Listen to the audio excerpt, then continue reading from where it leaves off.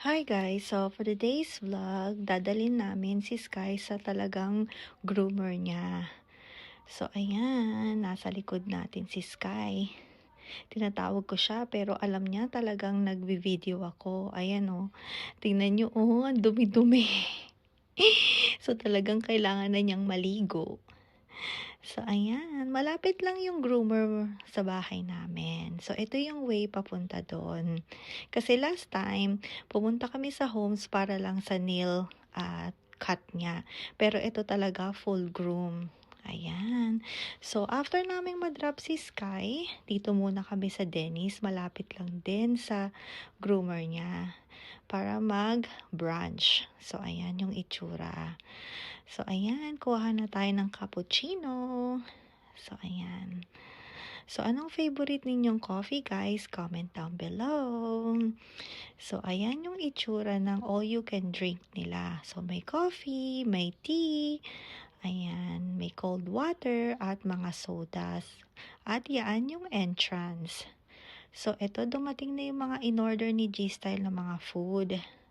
So, ayan, may fried na oyster.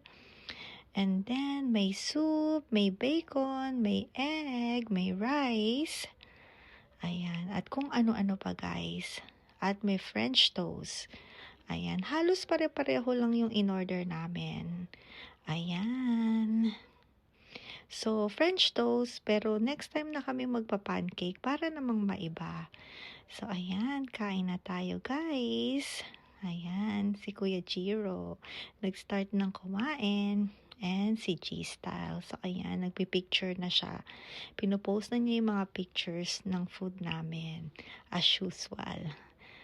Ayan, na-pick up na namin si Sky after namin kumain. So, bali 2 hours yung grooming niya.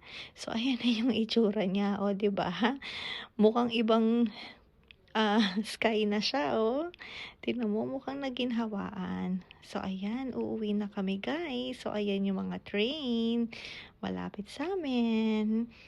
So, ayan. So, inaantay lang natin mag-green light. So, ayan, green light na, guys.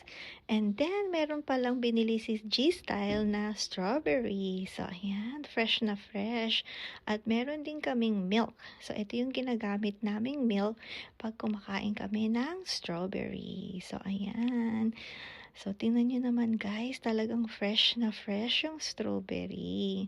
So, kain na tayo, guys. Alright, guys. Thank you, guys, for watching. See you guys next time, guys.